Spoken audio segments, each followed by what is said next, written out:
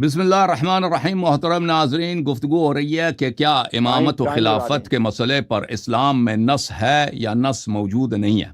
نص یعنی بیان ہدایت واضحہ من اللہ و من الرسول صلی اللہ علیہ وآلہ وسلم، اس کو کہتے ہیں نص. ٹھیک ہے، تو یہاں پر دو مکتب فکر، مکتب فکر شیعہ، مکتب فکر حقہ اہل بیت طاہرین علیہم الصلاۃ والسلام کہ اسلام ایک بے نقص دین ہے. اسلام کے تمام احکام حکمت پہ مبتنی ہے، اور اسلام کے احکام ہر مسئلے پر ہے، بالخصوص اہم مسائل پر جیسے مسئلہ امامت و خلافت پر. دوسری جانب فرقہ عمریہ کہ ان کا عقیدہ مسئلہ امامت و خلافت پہ اتنا گٹھیا ہے، اتنا باطل ہے، اتنا جھوٹ ہے کہ یہ اس کو اپنے عوام کے تک بیان کرنے سے کتراتے ہیں. ٹھیک ہے نا.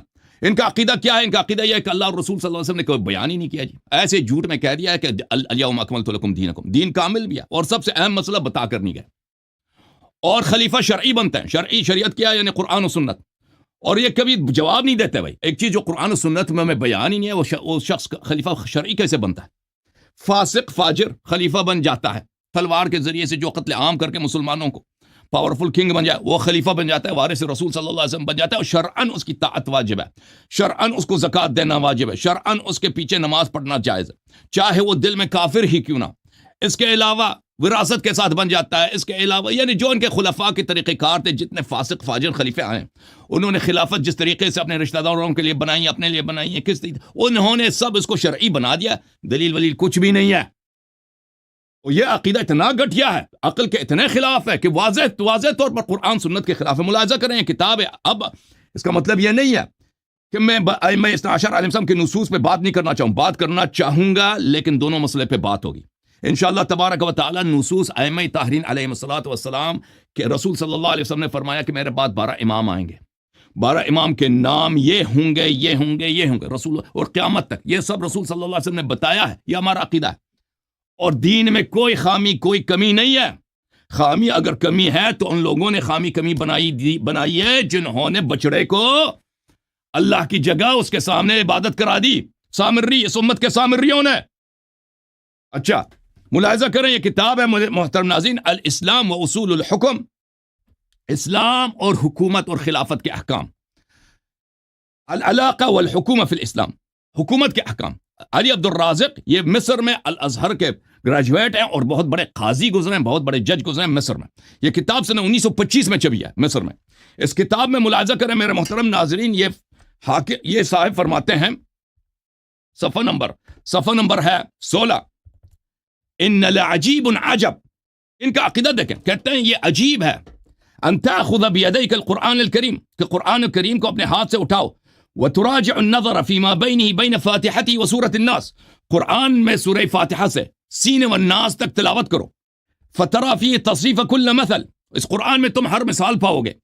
ٹھیک ہے نا، فلان ہر چیز چھوٹے بڑے کا مثال پاؤ گے، لیکن لا تجد فيه ذکرا لتلك الامامة العامة والخلافة.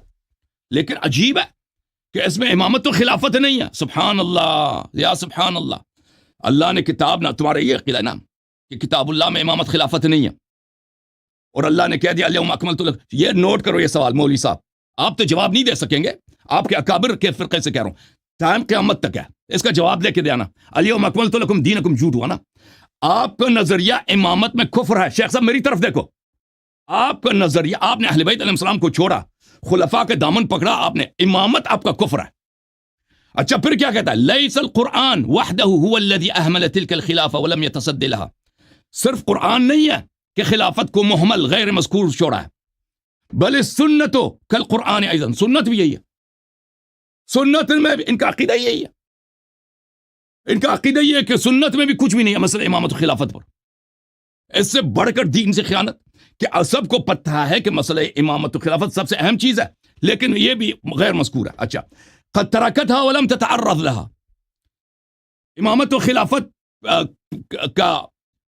کو بالکل چھوڑ دیا ہے، اس پہ کوئی تعرض نہیں کیا کہ امام کون ہوگا، خلیفہ کون ہوگا، میرے بعد کس کی اتباع کرنی ہے، امام بنانے کا طریقہ کار کیا ہے، اجماع شورا اس کے طریقے کچھ بھی نہیں بتایا جی.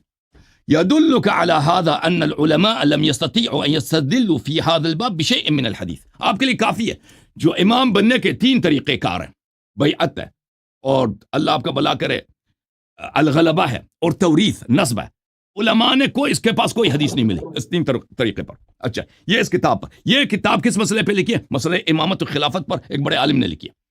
اس کے علاوہ محترم ناظرین, یہ کتاب ہے الامامۃ العظمی عند اہل السنۃ والجماعہ, تالیف عبداللہ ابن عمر بن سلیمان دیمجی. یہ بھی کتاب اصل مسئلہ امامت و خلافت پہ لکھی گئی ہے کہ مسئلہ امامت و خلافت جماعت عمریہ کے نزدیک کیا عقیدہ رکھتے ہیں اس مسئلے پر. یہاں پہ آتے ہیں صفحہ نمبر 125 پر, طرق انعقاد الامامہ, کیسے کوئی شخص امام بنتا ہے. عند النظر الى نصوص الکتاب والسنہ, جب ہم کتاب و سنت کی طرف جاتے ہیں کہ نصوص میں کوئی شخص امام کون ہے, کون امام بنتا ہے نبی صلی اللہ علیہ وسلم کے بعد, لا نجد هناك نصا صریحا في تعیین الطریقة التي تثبت بها الامامۃ للامام. ہمیں کوئی طریقہ ہی نہیں ملتا کہ نبی صلی اللہ علیہ وسلم کے بعد امام کون ہوگا, اس کے بعد کون امام ہوگا, اس کے بعد کون امام ہوگا, اس کے بعد حاکم کون, کوئی طریقہ ہی نہیں جی. دین کامل ہے, طریقہ کوئی نہیں جی. اور تمہارے نزدیک اللہ نے غدر کیا, اللہ نے خیانت کی مسلمانوں کے ساتھ, نبی صلی اللہ علیہ وسلم نے دین کو ناقص رکھا ہے. وَلَيْسَ ثَمَّةَ إِلَّا النُّصُوص الْعَامَّةِ, کہتا ہے نصوص عام ہے کہ بھئی مشورہ کرو. وہ تو مشورہ امامت کے لیے نہیں, وہ تو ایسے ہی کسی بھی کام کے لیے مشورے کے لیے کرو. لیکن جیسے حدیث شورا وغیرہ یا آئے شورا, وہ امامت و خلافت کے لیے نہیں ہے. اچھا تو خلیفہ ان کے ہاں بنتے کیسے میرے محترم ناظرین؟ یہ کتاب الصواعق المحرقہ فی الرد علی اہل البدع والزندقہ, تالیف ابن حجر الہیتمی, مکتبۃ فیاض. یہاں پہ ملاحظہ کریں صفحہ نمبر 57 میں, الامامۃ اما تثبت اما بنص من الامام علی استخلاف واحد من اہلها. امام بنانے کے تین طریقے ہیں کہ پچھلا امام اگلے امام کو امام بنائے گا. حدیث ہے کوئی؟ حدیث ودیث کوئی نہیں ہے. ایک خلیفہ مرتا ہے, اپنے بیٹے کو اپنے بھتیجے کو خلیفہ بنایا, خلیفہ بن جاتا ہے شرعی. وَإِمَّا بِعَقْدِهَا مِنْ أَهْلِ الْحَلِّ وَالْعَقْدِ لِمَنْ عُقِدَتْ لَهُ مِنْ أَهْلِهَا, یا کہ اہل حل و عقد میں سے ایک شخص بھی کسی کے ساتھ بیعت کرے وہ بھی خلیفہ بن جاتا ہے. اس کی کوئی حدیث ہے کوئی کچھ بھی نہیں ہے, ایسے ہی شرعی بن جاتا ہے. شریعت اپنے سے بناتے جاتے ہیں. خلفاء نے خلافتیں بنائیں غیر شرعی طریقے سے, اہل بیت علیہ السلام کا حق غصب کیا.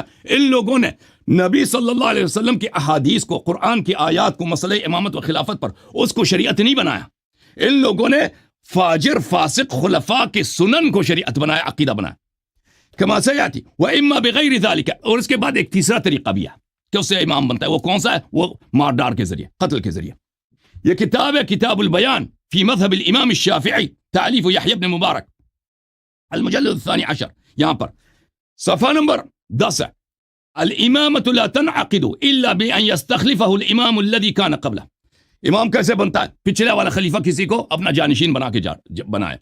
وَبِأَن لَمْ يَكُنْ هُنَاكَ إِمَامٌ فَيَقْهَرُ النَّاسَ بِالْغَلَبَةِ, یا یہ کہ کوئی اور آدمی آ جائے امام کو قتل کرے, یا کوئی امام ہی نہ ہو وہ خود کہہ دے میں امام بنتا ہوں, جو میری مخالفت کرے اس کو قتل کرتا ہوں, میں امام بنتا ہوں. او بِأَن يَعْقَدَ لَهُ الْإِمَامَةَ أَهْلُ الْحَلِّ وَالْعَقْدِ, اور یا اس کے لیے کوئی بیعت کر دے, اہل الحل والعقد بیعت کرے.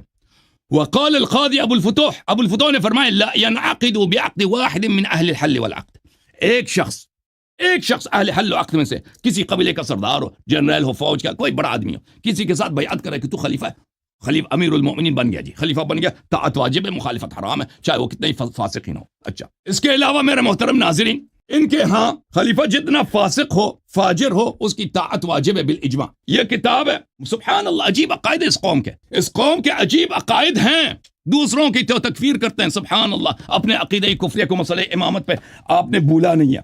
او سبحان اللہ, شیخ تم کس بات کا دفاع کرو گے؟ مجھے پتہ ہے کہ تم بھاگ جاؤ گے, ایک بھی اشکال کا جواب نہیں دے گا یہ شیخ, ایک سوال کے بھی جواب نہیں دے گا یہ شخص, کیونکہ اس کے اکابر کے پاس جواب نہیں ہے. یہ کتاب ہے صحیح مسلم, یا سبحان اللہ, صحیح مسلم چاپ دار الفکر, کتاب الامارہ, حدیث نمبر ہے 4678. شیخ صاحب جواب دینا اس کا.